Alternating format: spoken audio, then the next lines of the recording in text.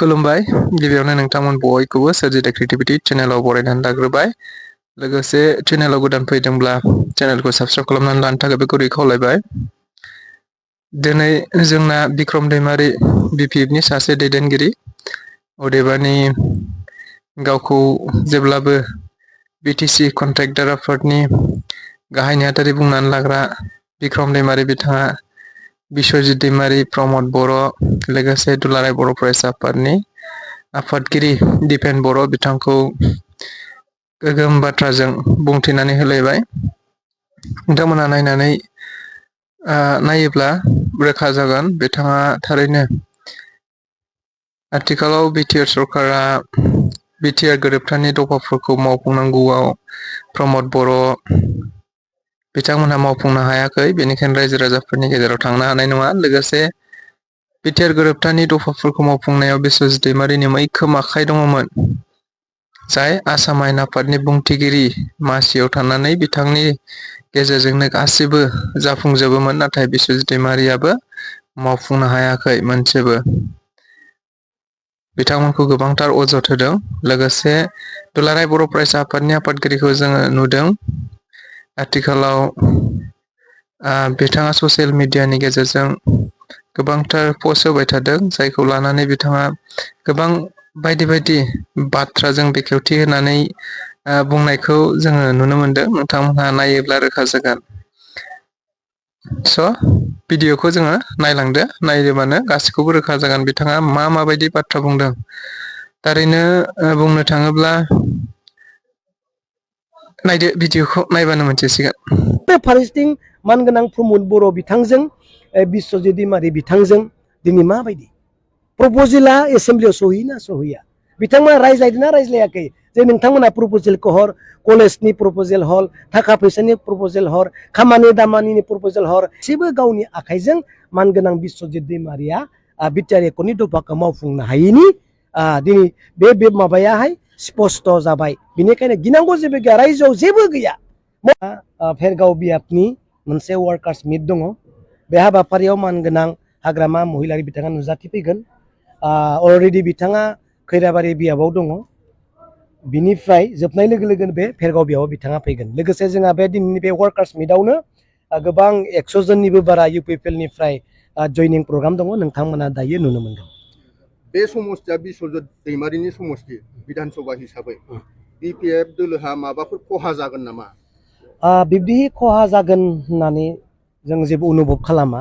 आं व्यक्तिगत हिसाबै आं बुंनो नागिरो, बिश्वजित दैमारीया आसामनिनो मोनसे गोजौ मासियाव जिरायनानै दङ, नाथाय बिथाङा दिनै एसेबां गोजौ मासियाव जिरायनायनि उनावबो बिटिआर एकर्डनि दफाखौ मोनसेबो मावफुंनो हायाखै। आरो बिथाङा बिटिआर एकर्डनि दफाखौ मावफुंनो थाखाय मोनसे सनानि जायगा मोनदोंमोन। दिनै मान सन्मान लानानैल' बिटिआर एकर्डनि दफाखौ गावनि आखाइजोंनो गावनि आयेनजोंनो गावनो आयेन बानायलांनायलायनो हानाय मोनसे मासियाव बिथाङा जिरायना दंना गैया? नङा होमबा? गावनो आयेन बानायनो हायो, गावनो दिनै मावफुंनो हायो। दिनै 5 बोसोर बारलांबाय, दिनै सरकारा आरो 5 बोसोर जोबनोसै, बिथाङा दिनै आसामनि गेजेराव देरसिन मासियाव जिरायनानै दङ। बिथाङानो आयेन पास खालामो, बिथाङा न' होनब्लानो जाया, बिथाङा येस होनोब्लानो जायो। अब्ला दिनै बर'निनो सासे मैखोम दैदेनगिरि हिसाबै बिटिआर एकर्डनि दफाखौ गावनि आखाइजोंनो मावफुंनो हानाय मोनसे सनानि सुजुग बे मोनदोंमोन, नाथाय दिनैसिम गैया। मानो? नों गावनि समस्तिनि डेम'क्रेसि कलेज, जेराव आङो दिनै माबाखौ बिएखौ बेयावनो आं फरायदोंमोन, आंनिनो कलेज, जोंहा खैराबारियाव एग्जाम होयो, आंनिनो कलेज बियो, नाथाय दिनै दासिमबो बियो प्रभिन्सियेलाइज जायाखै, सरकारि जायाखै।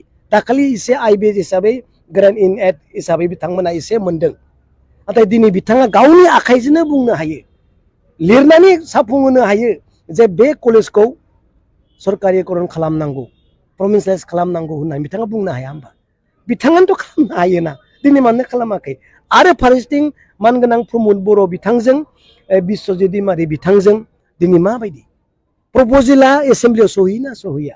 बिथांमोना रायज्लायदोंना रायज्लायाखै जे नोंथांमोना प्रप'जेलखौ हर, कलेजनि प्रप'जेल हर, थाखा फैसानि प्रप'जेल हर, खामानि दामानिनि प्रप'जेल हर, एनडिबिनि प्रप'जेलखौ हर, ओजों सिमा बारायनि प्रप'जेलखौ हर इनस्टिटिउटफोरनि प्रप'जेलखौ हर होनना बिथाङा बुंदोंना बुङाखै आरो बिटिआर गभर्नमेन्टनिफ्राय थांदोंना थाङाखै मानो मोनसेबो गावनि आखाइजों मानगोनां बिस्वजित दैमारिया बिटिआर एकटनि दफाखौ मावफुंनो हायैनि दिनै बे माबायाहाय स्पष्ट जाबाय बेनिखायनो गिनांगौ जेबो गैया रायजोआव जेबो गैया मावफुंनो हायाबाथ' नों रायजोनियाव मा होनो मान सन्मानखौ लाना जों थांना थागोन नामा नङा होमबा जेबो खहा जाया जेबो गैया देयर इज नाथिं मा जानो रायजोआ नुखाजोब्बाय बिथाङा मावफुंनांगौमोनब्रा बिस्वजित दैमारि सारा गोरलै बिबाना बेहा दङमोन नोंथांनिसिम मोनसे सोंथि दुलाराय बर' फरायसा आफादनि 52थि बोसोरारि जथुम्माया जानानै थांबाय जि साननि उनावबो दिनैसिम गोदान आफादगिरिनि मुंखौ फोसावनो हायाखै बिनि सायाव नोंथाङा मा बुंगोन माबाया दतमायाव जानाय माबायावहाय खोनादोंमोन जों गोदान आफादगिरि गोदान दैदेनगिरि जागोन ना नाथाय दिनै बर्तमान जायाखै जों नुवाखैबो दा जों मोननैसो पिक्सार जों नुबाय थादों मानगोनां दिपेन बर' बिथांनि गाज्रि मोननाङा बिथाङा मालाबा बल गेलेनाय माब्लाबा अमा फिसाखौ आदार जाहोनाय मालाबा आर्मि ड्रेस गाननानै बरफआव थाबायनाय माब्लाबा दल दामनाय बिनि ओंथिया मा निसय बिथाङा प्रमद बर' बिथांखौ बा सरकारखौ बुंनो सानदों जे आंहा जेबो खामानि गैला माबा मोनसे फोरमायनो सानदों दल दामदों माने मा नोङो मानसिखौ बिबायदि मोसाहोबाय थागोन नामा होननाय जादोंब्रा नोङो दिनै बल गेलेदों बल गेलेजाग्रा बायदि रायजोआ बेबायदि नामा होननाय जादोंब्रा नोंनि अमा आदार होदों बिनि ओंथिया मा नों अमा मिसन खालामना रायजोखौ सन्तुष्ट खालामनो हागोन नामा होननाय जादोंब्रा बिथांनि खालामनाया आर्मि ड्रेस गाननानै मा होननाय जादों जे बिटिआर एकटनि गेजेरजों पुलिस आर्मि साख्रि होनो गोनांमोन बोरै बहाथो होननाय जादोंब्रा बिथिंनि बुंनाया बल गेलेनाया जाबाय मानसिखौ रायजोखौ बिथिं गेलेबाय थागोन नामा बेफोर मोनसे माबा सिगनेल बेखौ रायजोआव बुजिनो ओंथि दंब्रा ओंथिखौ साननानै नायोब्ला बेबायदि जाहैयो आरो औब्रा नों ड्रेस गाननानै नों आर्मि ड्रेस जाल' बिथांखौ मानो एटेक खालामखो बिथाङा बुंनो नाजां जे आर्मि पुलिस साख्रि होगोन होननानै एकटआव लाबोदोंमोन नाथाय गैया होननाय जादोंब्रा मिथिबाय दा आंहा जेबो खामानियानो गैला होननानै बुंनाय जादों मिनिङा बेफोरनो थेंक इउ